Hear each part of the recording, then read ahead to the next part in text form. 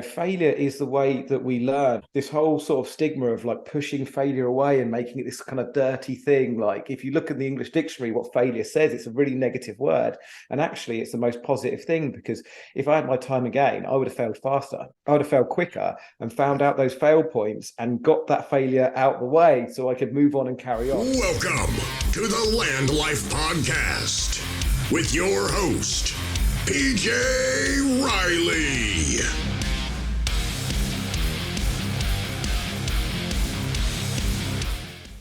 What's going on, guys? Welcome to the LandLife podcast.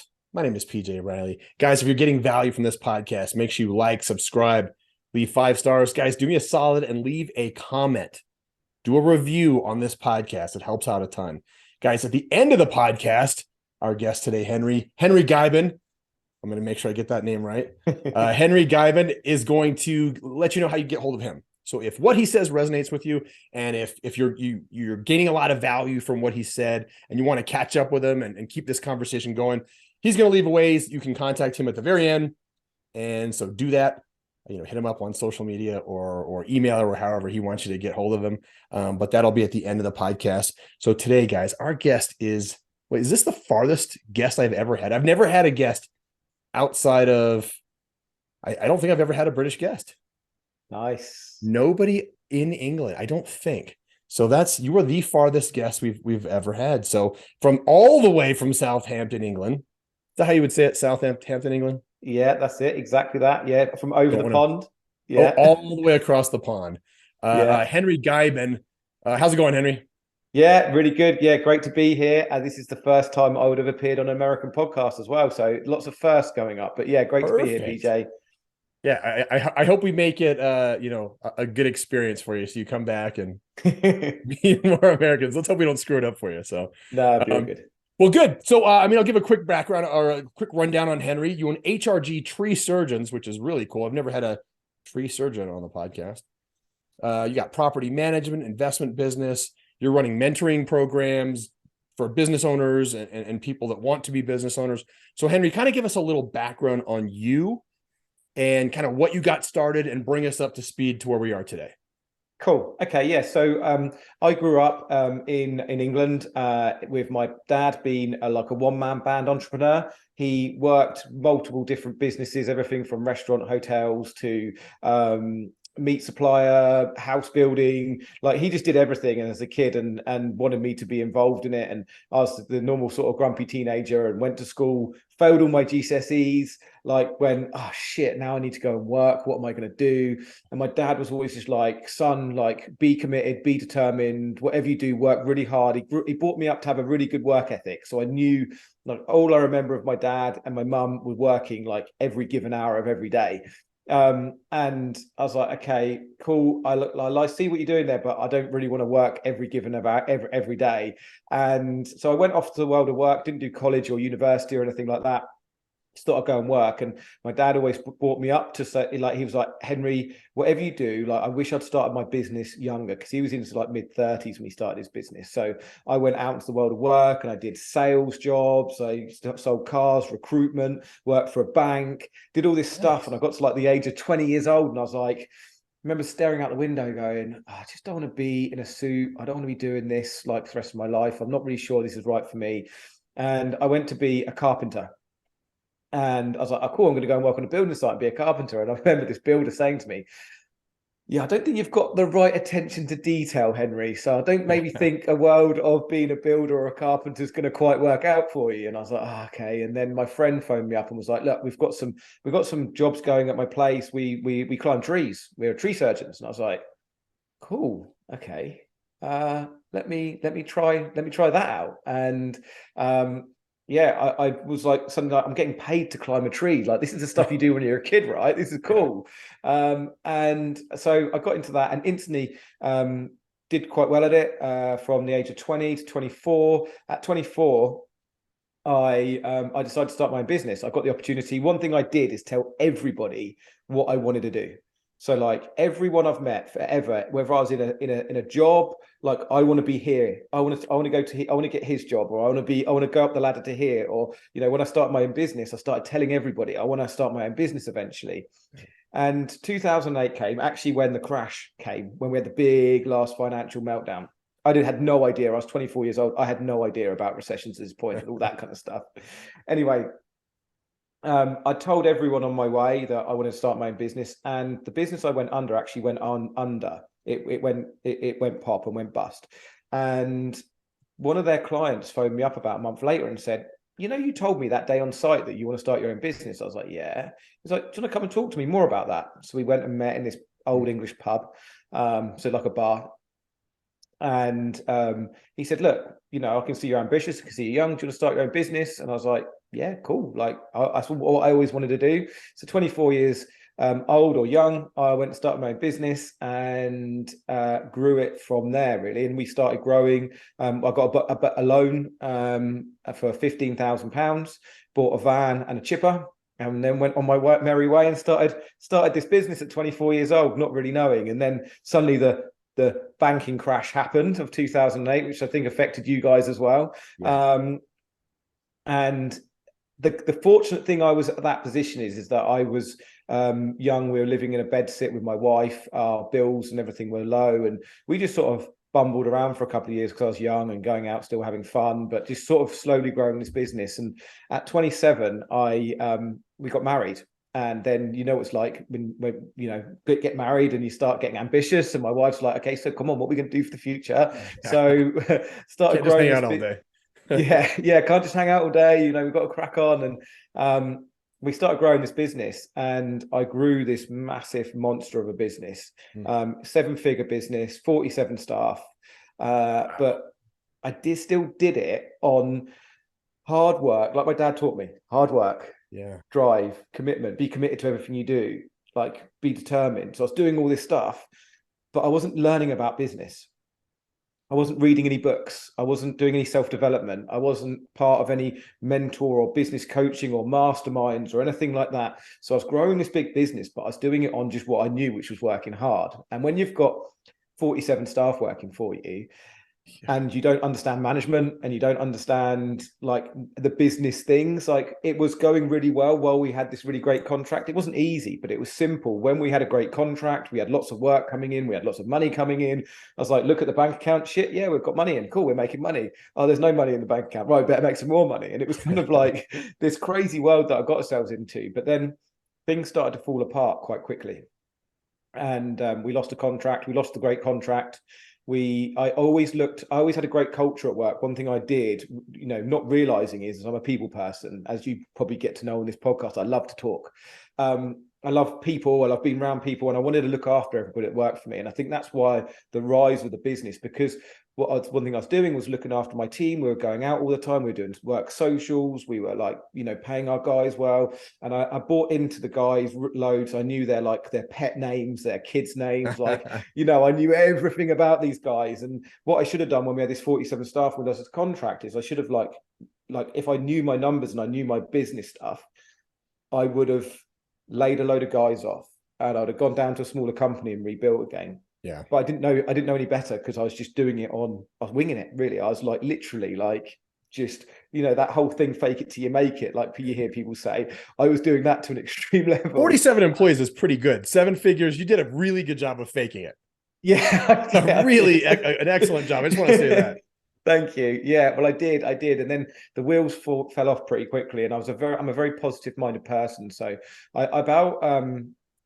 So the company went under eventually, but about a year before the company went bust, I had a business coach come in. And this guy was my neighbor. I was having a beer with my neighbor, and I was like, I don't know what I'm doing. Like, I'm out of my depth. What do I do? And he was like, oh, you should have a business coach. And at this point, I had no idea about the world of self-development. I had no idea about business coaches. What year is this at this point? So what we now 2022. The business went under 2019, June 2019. So this is June, probably around summer of 2018. So 4 years ago, 4 and a bit years ago. This coach came in and he said, look, you got to read this book. And I'm like, I'm paying you, man, to coach me. He's like, yeah, but you've got to read this book. I was like, no. Because I failed all my GCSEs and stuff. I realized I had this massive fixed mindset. Yeah. Right, which I didn't realize. There was no growth mindset there. I was really fixed mindset, and I suddenly realized that he's like, and this was for failing my GCSEs, and he was like, read this book and I will coach you, but your business, it currently is grown massively, and you've not grown as a person running the business. You've not grown. Your self-development's not growing. So I can coach you, I can teach you, I can help lead you in the right direction, but you're going to have to do some self-development. And he gave me this book. It was called 1 Minute Manager by Kevin Blanchard. And it was because I was the guy, the business owner who was 47 staff. I was running around with the cape on. People would say, like, can you fix this, Henry? And I'd be like, yeah, I'll fix it. And then all my team would go, oh, there's a reason why you're the boss. And my ego was getting bigger because every time something needed to be done, I was doing it for them. And I was just running around like a complete busy fool. But the unfortunate thing is by this point, the business was already failing quite bad. So the business coach couldn't save it, or he couldn't help me save it. So June 2019 came. My wife had just given birth to my second child. So I had Esme, who was 3, and my son Ned had been born a few months before. We tried trading through the pregnancy because I just didn't want to put that pressure on my wife of a business going under. And unfortunately, in May, June 2019, we had to fold the business and go under. But unfortunately, that left us with the business went down for £500,000 worth of debt, and £200,000 of that had personal guarantees on. So it's what I owed personally. So I was left with this monster debt, staring down the barrel of defeat, bruised ego, bruised mentality. And I was just like, shit. And it all went wrong. And we had to sell our family home. It wasn't repossessed or anything, but it was the right decision because we just needed to get out of debt quickly. And we then rebuilt and started again. But I always say it was the best, worst year of my life because I learned so much in that year. I learned about myself, my relationship with my children, the way I didn't want to run a business, the way I didn't want a life to be. Fortunately, my wife, to her face, I say she's patient, but she's really stubborn because she stuck by me and didn't leave. And she's fantastic. She's been my absolute rock. But, even when I told her we had to sell the nest, the family home that we'd built and grown in, and she stuck by me. And I then just went on this massive self-development binge and started learning. And I can see you got books behind you, and I've got that Clockwork book. And I went down this rabbit hole of learning and being part of masterminds, and getting really good business coaches and just going all in. And since then, I've now built a network of multiple businesses. As you said at the beginning, I rebuilt the tree surgery business, but we've got a nice sized business now. It's now, I think, just under 20 staff. So I've learned that I didn't want 47 staff in the tree surgery business.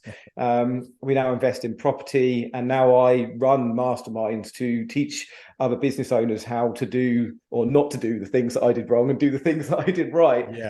So off the back of that really tragic scenario, we've now rebuilt, and that was 3.5 years ago. So quite quickly, in quite a quick time, we've managed to rebuild, but doing everything right. And, we talked about this earlier, fail forward. That's the way I see it.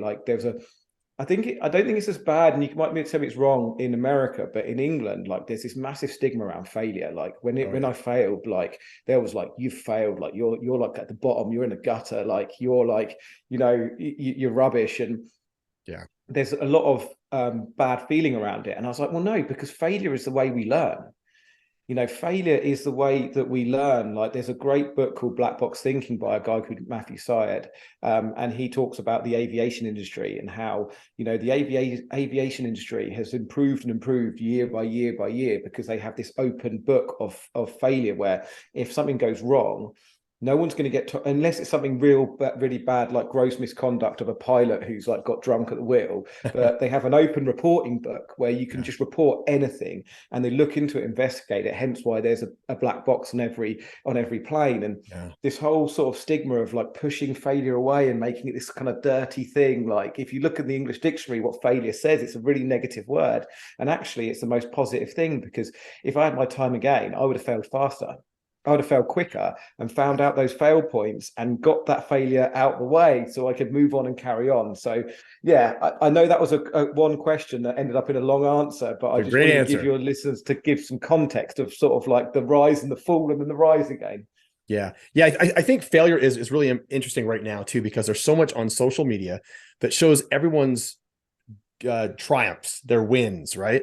So you always see, pictures of the guy who gets on his private jet or he's driving away in his Lamborghini. You never see they don't post on Instagram their pictures of how things are going wrong or how somebody did something bad at their business. It's all the good stuff, right? So when you are failing, you're like, man, I'm not like any of these guys. They all seem to be doing great. It's all for Instagram and for the social media, but 100%. Still it's always in your face. TikTok, YouTube, Facebook, Instagram, all that stuff's in your face. One thing I want to talk about. Okay, so you had a 47-person business, 7 figures. You guys are doing really good, right? Anybody else on the outside would be like, wow, he's doing great. Henry's doing really, really well. It didn't work, right? It crashes. You build it back up and you have less employees, but how else? What other things did you do to make this second round better than the first? Okay, great question. And you're right, because so many people, like, even when I was like at the business was failing, I remember going to our local bar and people say to me, oh, Henry, I wish I was a pound behind you. Like, you must be absolutely killing it right now. And you can buy the drinks too. Yeah, you can buy the drinks. And like, obviously on social media, I wasn't, if you probably look back at my social media a few years ago, you'll probably see like all these great things, pictures of my yard and everything looking great. And, you're so right with that. We live the Insta life, it's the pick and everything like that. So it is really difficult. It does affect our mental health. If you're scrolling, I have to have time where I put my phone down. I'm like, get away from me for a bit, because I don't want to see that shit, even when I'm creating success. But so what I've done differently this time is, so I talk about having 4 pillars of a sustainable business. So like having a foundation of a business. And for me, the most important thing is knowing your numbers. So knowing your numbers. And since I learned knowing my numbers and really what that means, and that is knowing my profit and loss, knowing my cash flow, my balance sheet, knowing my marketing, what's working, what's not, knowing, we do staff surveys, but knowing all the numbers that need to make a business work, because we can really tap in to our brains, because I don't know if you've ever heard this analogy, but we've got lots of parts of our brain, but we've got 2 main parts, and we've got a thinking part and we've got a emotional part. And if you imagine, Dan and Chip Heath wrote a book about this, and they talk about your emotional part being an elephant and your thinking part being the rider. So like, imagine the rider is our thinking part, and our emotional, because we make decisions all by emotions all the time. Like if we're hungry, if we're emotional, if we're anxious, we might have a drink. If we're like angry, we might have a drink, or we might go and have some food or whatever. We're always making decisions emotionally, and we need our rider to tap in and tell it where to go. But ultimately, the elephant's always going to win, right? So what we're doing in business is, what I realized is I was always making these decisions on emotion, whether I was angry, stressed, tired, happy, sad, whatever it is. And when we're using numbers in our business, we're actually just we're guiding our elephant the right way. Like, no, you can't spend any money today. No, you can't buy that nice shiny new chipper or bit of kit that you want. You need to go and have a look, and you need to do this. So really, like, numbers, like getting on top of my numbers was the main biggest thing. Then I'm really understanding sales and marketing and how to promote my business. Like, you can have so many you can have such a bad product, and if you market it well, you're going to keep selling, right? I wouldn't advise having a bad product, but we see those all the time. Yeah, we do. Them everywhere. It's a terrible product, but I really want to buy it.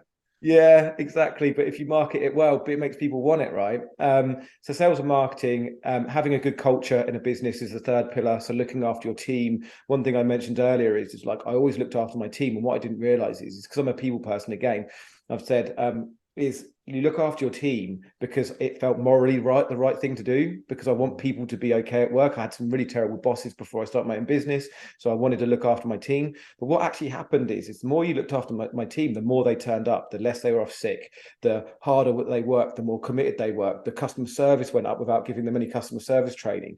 So even if you're not a decent person and you don't want to look after your team, like, it makes sense to have a good culture in your business that looks after its team. Like you hear about Google and the Google offices where they can lounge about, and there's gaming rooms and there's stuff like that, because they're trying to create a really good culture where people can come and perform at work.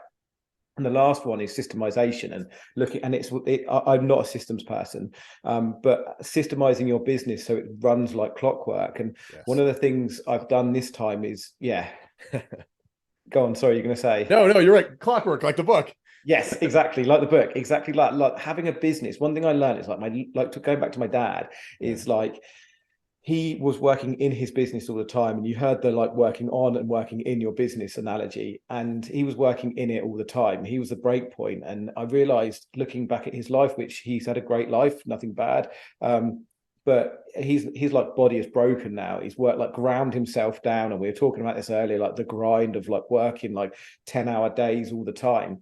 And I realized a business should be a machine that makes you money, that works for you, not you work for it. So actually creating a business that can do that. Yes, I do still work in and out my business a lot, but that's because I choose to, and I do the things that I really enjoy doing. So I definitely, if I was to start again from day one, very day dot, the first thing I'd be thinking about was building a business that's not got me as a center point of it, and looking to build a business and learning about mainly those four pillars: numbers, sales and marketing, systems, culture. Yes, there's lots of other things, customer service and operations and all this other stuff, but really learning those core foundations and building that business so it works for you rather than you working in it. Yeah, you're absolutely right. I talked to a guy the other day too, and he has a fence company, right? He puts up fences, in your backyard, fences and fences all over the place. One thing he did initially was, in order to build his team, was just tell them, the new people, hey, look, we don't make a lot of money right now. We're a new company, but when we do grow, and we will grow, I'll need someone to run this business in another city, right? Like in the next town over. And that's one thing he did to really inspire his team. And so they show up to work excited every day because they're part of it now. They're going to be running this town's portion of the business, or that one over there. So it's pretty exciting to get your team fired up, so that they know, because they're a part of it now, right? Yeah. They're a part of the business now. 100%. And that's where the culture and setting a vision of where you want to be, like something that's bigger than the company. Like we want to be, our vision for our tree surgery business, we want to be one of the top 100 companies to work for. We want to be carbon neutral. We want to deliver the best tree work and customer service. It might not be some things we're hitting right now, but then people come in and go, I want to be part of a business that's good to work for, looks after its team. I want to be a part of a business that's going to be carbon neutral because I give a care. I care about the world and everything else. So you're right. Like giving people that like desire to want to come to work, because not everybody wants to start their own business, but there is the opportunity to do that. But the people that don't, they want to be part of something cool. The things have changed, especially since COVID. There's been, especially in, I don't know what it's like in America, but in UK we had like the great resignation, where so many people started leaving corporate jobs. Same here. Because we had lockdowns and people started being able to spend time with their family, having more time. Kind of like when I lost it all, I suddenly started realizing what I didn't want. It was like that happened pre-COVID. And you start I think it connected people back to a life that they started seeing, that they went, okay, well, maybe I can, dump this corporate job and go and start my own business, or, use that skill that I've learned for 10 years, 20 years and go and start my own thing. And it's happened a lot. Yeah. When different people, like you said, have different reasons for wanting to go to work, or different things that drive them, right? So like you said, the carbon neutral. Thank you. The carbon neutral business, financial support. Sometimes people they're motivated by financial reasons. Lots of different things, but it's really, those are the companies that really do well. The ones that are able to inspire their team, right? The once their team is like fired up to come to work, they're going to do a little bit extra every single day. And if you have everybody doing a little bit extra all over the place, the company does really well. I want to shift gears just a little bit though. You have a property management company as well. So how does property management and investment look? Is it part of Tree Surgeons, or is it kind of on its own? What I realized is that I had one business, and the reason why it failed before was because of me. I was the break point of the business, but also I was like, anything could happen in a business that could be out of my control. Like they could, for an extreme example, create an AI, tree cutting robot, and suddenly like Google are running that, and then now Google that would be terrifying. It would be terrifying. A giant tree cutting robot coming down your street. It would be. But that's that's the kind of thing, you know, it's very extreme, but something could happen that could change an industry in a heartbeat. So I was like, okay, I don't want to go through what I went through before. So I need to create some security. So I started learning about property. I started doing lots, again, going all in on training and learning about property. And my dad did a bit of property when I was younger, and I kind of saw him working really hard at it, and I discounted that and gone, no, I don't want to do property. Then I started learning about it and realizing, oh, all that time I was pushing a wheelbarrow around when I was like 13 years old as a grumpy teenager, right? I did like take some stuff in here because I was learning about it, and it was coming quite, you know, straightforward to me. And yeah, beginning of last year, we started looking at property management, property investing, sort of buying properties, renovating them, and then putting a tenant in. So we've turned into landlords. And then we started doing something called service accommodation, which is basically like Airbnb and booking.com. Nice. So like, you know, finding houses, furnishing them, and then rather than alternative from a hotel, it's a home from home for people to come and stay on either on holiday or contractors or people working away from home. And now we offer that as a service to other landlords as well. So we started growing that part of the business, and again, setting that all up for me not to work in it day to day. We've got a virtual assistant from the Philippines. So we use a VA. And a guy called Reggie, and he does a lot of our guest interaction. And we've got a girl in the office, and then the whole thing just kind of runs for us again. And the great thing about that world and what I've learned is that systems and automation, which we're so in the world of now, there's some really cool stuff that you can use that, you know, 80% of the business is just systemized. Like you book one of my places and all the emails come out and they put their data, they send their ID off, and it just like, it happens. You're like, cool, okay, cool. So yeah, that's just building up a portfolio. So we've got, you know, that my idea is to have 3 businesses: a service-based business, a tree surgery business, a bricks and mortar business, which is an asset class of business with a bit of service in it, and then the mentoring business. And now I also mentor people as well on how to do all of that stuff, really. Perfect segue for that side of the business. Yeah. All right. So you're mentoring other businesses, other business owners, people that want to be in business. You know, we'll get into your ideal client in a minute. So what does that business look like, and how did you get started on that side of things? Okay. So, interesting story. I started out at the beginning of this year. So I was doing all this property training, like getting trained on it. And I was like, I really want to be on stage. Like I've seen these guys on stage, you see these guys like Grant Cardone and stuff going on stage and doing these like, amazing talks. And I was like, I want to do that. Like, I really want to talk on stage. Like I spent my childhood wanting to be center of attention, but actually being center of attention without giving any value is quite empty. And then I suddenly saw like, oh, I want to be on stage. So at the beginning of this year, I went on a speaker training course. And in that speaker training course, they teach you how to talk on stage. They also teach you how to, if you want to, sell from stage as well. So if you've got a product, they teach you how to do a talk and then lead that. So a value-led talk. So you give lots of value of how to learn how to do something. And then you lead that into selling them a product, which is going to help them solve their problem. So it's all very morally sound because you've got a product that you believe in, you're giving them value, and then you offer them a product at the end. And at that point, I'd gone all in the previous year on training. Like I'd spent every penny we had on training and learning myself. And at the beginning of that year, I said, I'm not going to spend any more money on training. And then went on this course. They did the whole sale at the end. And we then had a mastermind to go on. And I was like, I can't afford this, but I really want to speak. And I really want to carry this journey on. And they were offering me an opportunity as well to potentially work for them, speaking for them in the future.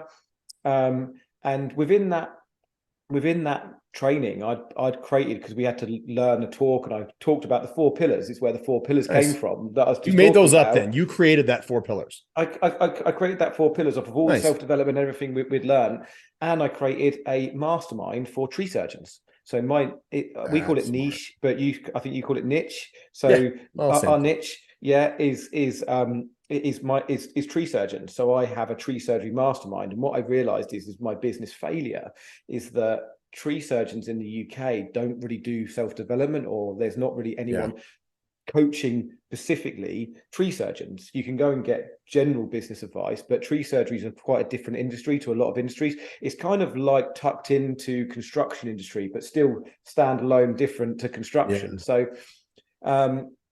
I was on the course. I spent the extra money. I told my wife I wasn't going to spend any more money on self-development. And I was like, okay, so now I'm going to now actually, why don't I just start another business? And I just started this Tree Surgeons mastermind business and started doing webinars which were value led, and then leading people into buying my mastermind. So this was January this year. Now we've got 22 tree surgeons who now pay me to mentor them in a mastermind format. Is this all in the UK or is this all over the world? This is all in the UK, but it could be all over the world, because it's 99% of it's online. So we do it all via Zoom, and yeah, Zoom's just like changed the world, doesn't it? Like it makes it so much smaller now that we can do it anywhere. We're doing it here.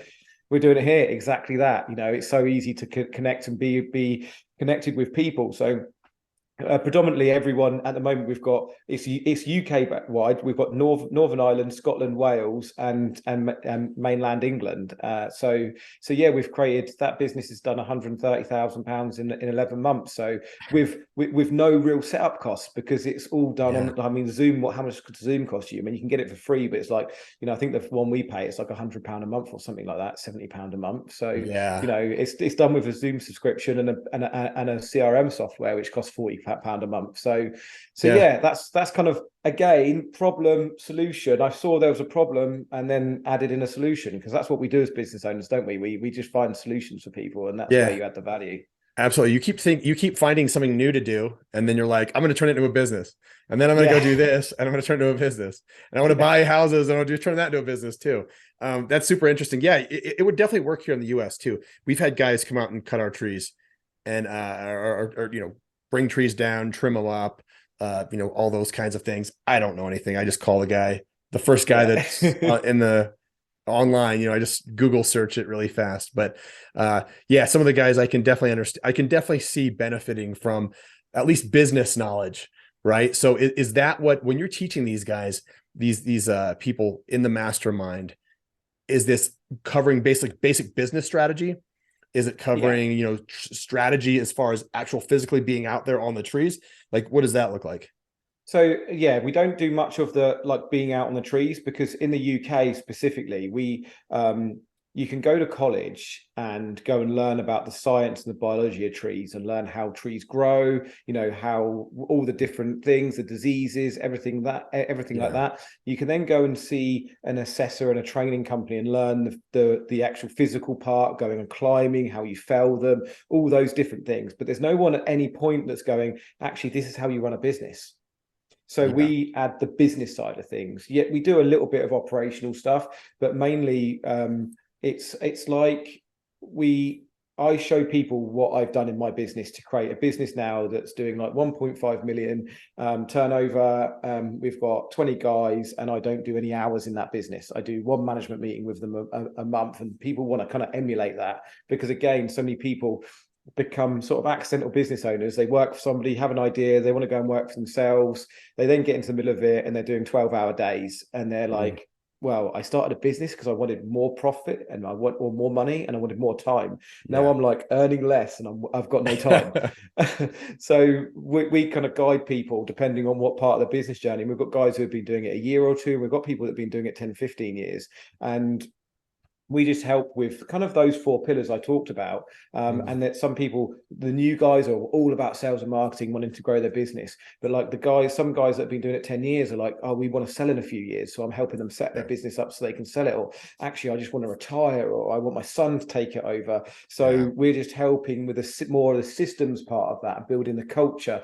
And a lot of it's about accountability, because like life just can pass us by in months, and if there's no one saying to you, oi, you've not done your actions this month, you've not what's going on, I've not heard from you, like what's going on. Like a lot of it's people go, oh, I'm too busy, I can't talk to you right now, Henry. And I'm like, okay, but this is where we can work with you to find out why you're too busy. Like you need to get a PA, or you need to get an admin person, or you need to get over this mindset challenge because you don't think you're good enough to grow this business. Because a lot of everything, like I love Henry Ford saying, if you think you can or you think you can't, you're right. Like I tell myself that every day, because we only put pressure on ourselves, right? Like we are we are our own worst enemy and our own best friend sometimes.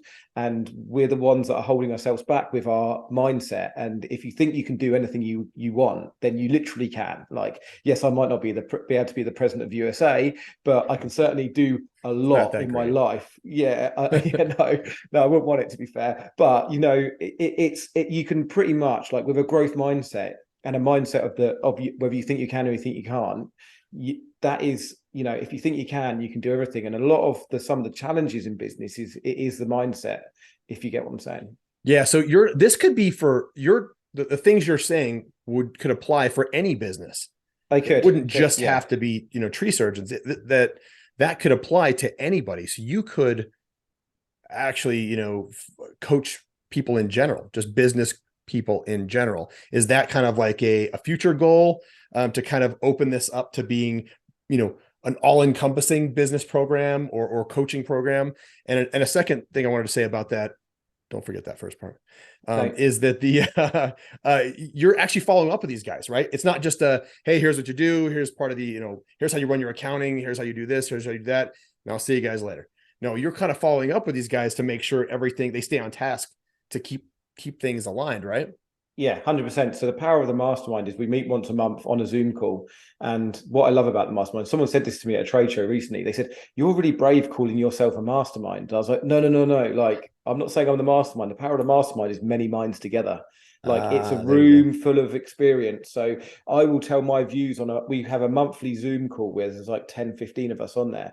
And I'll go around and be like, "Oh, hi, Dan, what's your challenge this month?" And he's like, "Oh, I have this nightmare with this staff member." And I'll then go, "Well, maybe you should try A, B, C, D." And then someone else will pipe up and go, "Oh, I had this last month. What I did is this." And it's like it's like group one to many mentoring. So everyone gets to chip in. So there's lots of touch points. There's a WhatsApp group where we're constantly communicating. We do a 90-day plan. So every 90 days, each person, I do a one-to-one with, they've got a plan and I check in. Plus I also I track their activity within the group. So if people aren't turning up to stuff, I'll then like give them a little poke and be like, "What's going on? What's going on with you? Right, come on, like talk to me." And some people are difficult because they're busy, but you know, it's that constant just checking in to make sure that people are going. But going back to your first question, is yes. So I niched on tree surgeons because sometimes the best way to start anything off is by niching down on something, because you know, generally people go, "I want to serve the world," but like who was it was telling me the other day what was a niche that I was like amazed by? Amazon, Jeff Bezos.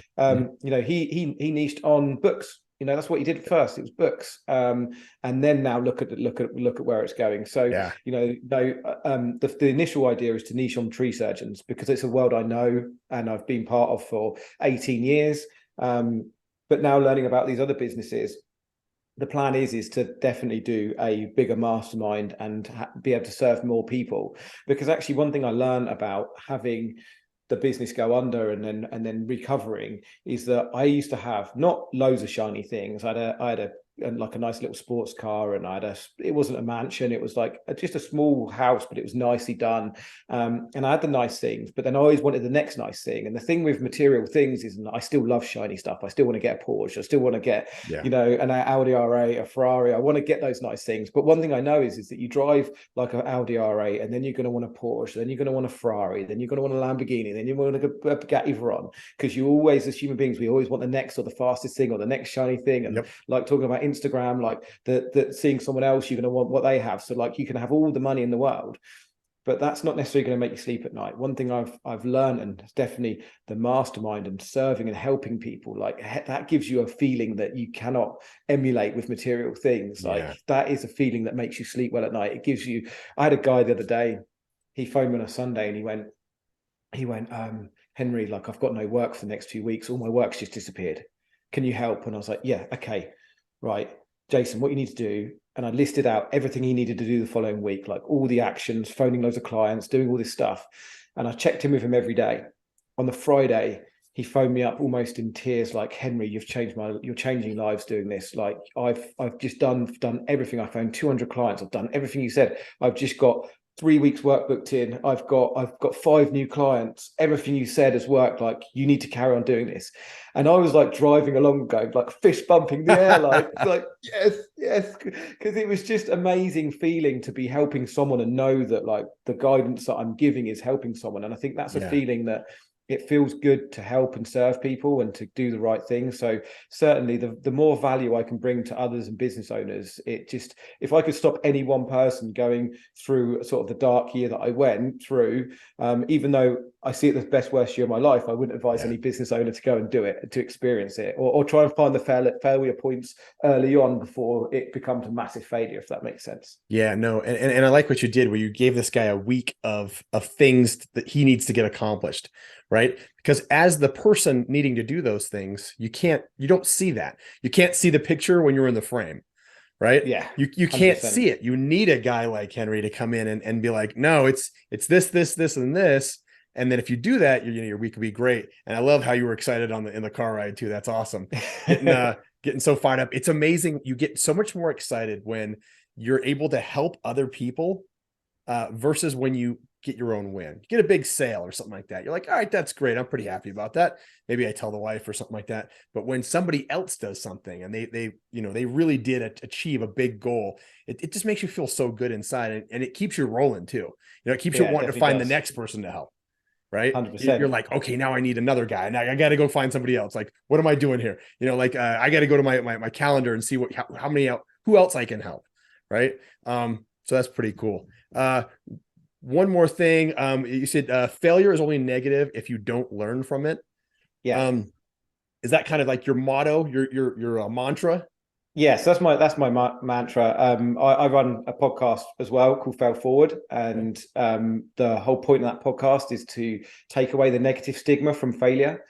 So I believe that failure is only a negative if you don't learn from it. If we have a fixed mindset and we're failing and we're like just go blaming other people, and we're saying, oh, that failure, that was someone else, One of the biggest things I learned through it all was accountability. Like when the business failed, my old coach used to say to me, you need to be accountable for all of your actions. And I didn't really understand what he meant until the business failed. And when it failed, if I'd have gone and blamed the contract, the economy, the staff, the my accountant or whoever, if I was just blaming everybody else, I would never have learned the harsh lessons. And when you look within and have stare down the barrel of defeat, it's really difficult because we've all got egos and we all need to keep our egos to a certain level. It's, you have good egos and bad egos, and it's quite difficult when you're staring down the barrel of that defeat, but it's also very empowering, because if you learn from the failure, then you're not going to do it time and time again. Like,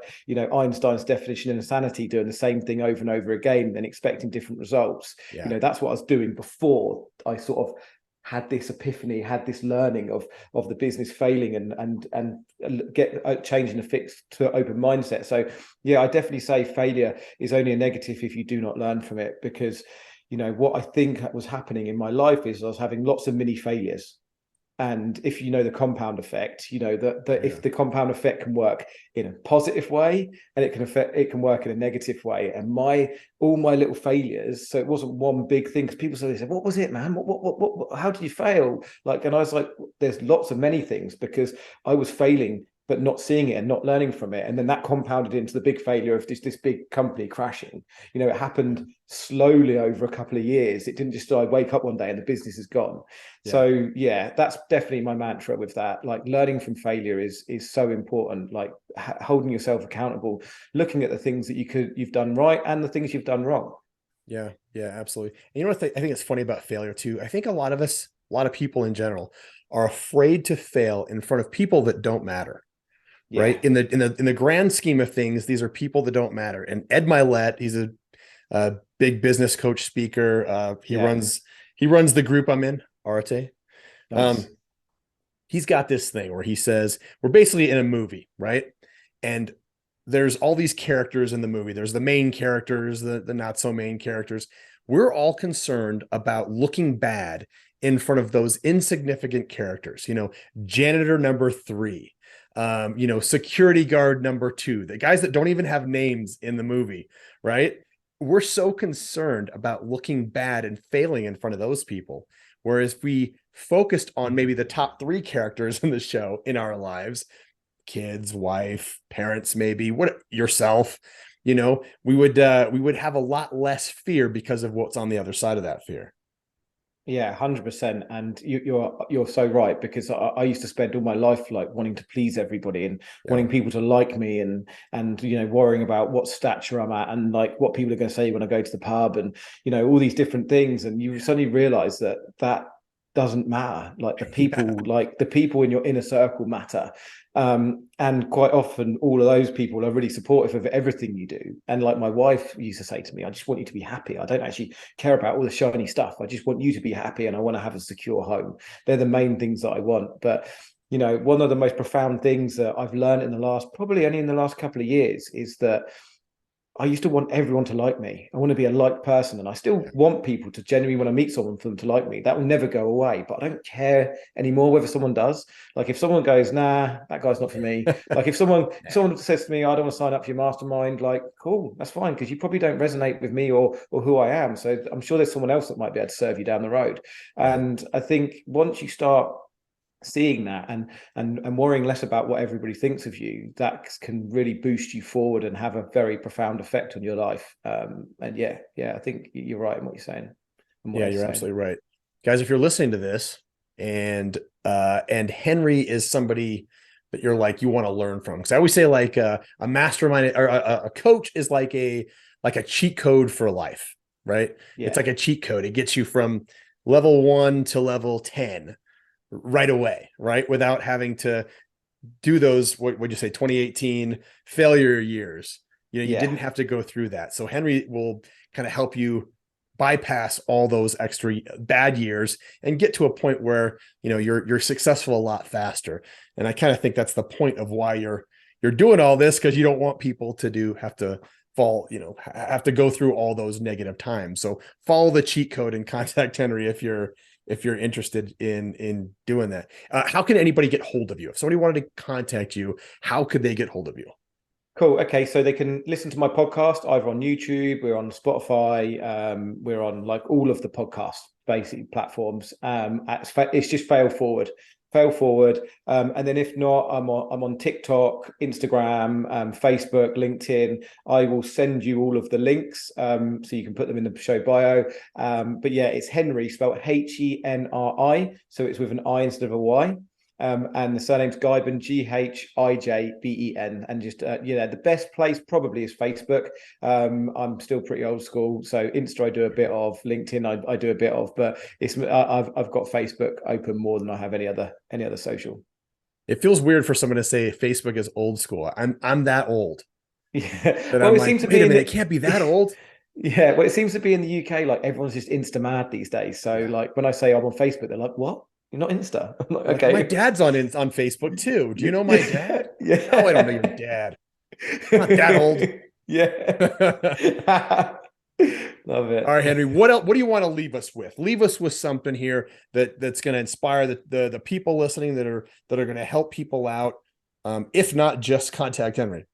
Cool. I've got something. So one of the main things is going back to Jason, who phoned me up the other day. Like he was in a position where he was out of his comfort zone. I've been telling him to do these things for weeks. Like one thing I'd say to everybody is not to fear failure. Get out of your comfort zone. Like if you can do one thing every day, it's like one thing that gets you out of your comfort zone. Like it feels difficult to get out of your comfort zone, but when you do it, it means you're growing. So one thing I do is push yourself all the time. If people are sat here and they're like, they've got a small business and they've got big dreams, or they're in a job and they've got big dreams of not being in a job, like just go and do it. Like we literally live once. Don't fear failure. Like failure is there. It's a learning point and you've just got to push on. So get out your comfort zone, go and live your dreams. Like go and start learning about business and have a massive growth mindset, because literally you, PJ, anyone in the world can do anything they want. Literally, like the world is open now to everyone, and all we've got to do is feed our minds with the right information, the right self-development, and the world is endless for us to go and create the dreams and success that we all want. That's awesome. Guys, fail forward. Just keep going. Just keep going. All right, Henri, here's the final question. And we talked about this beforehand. Has nothing to do with failing, really. Has nothing to do with business.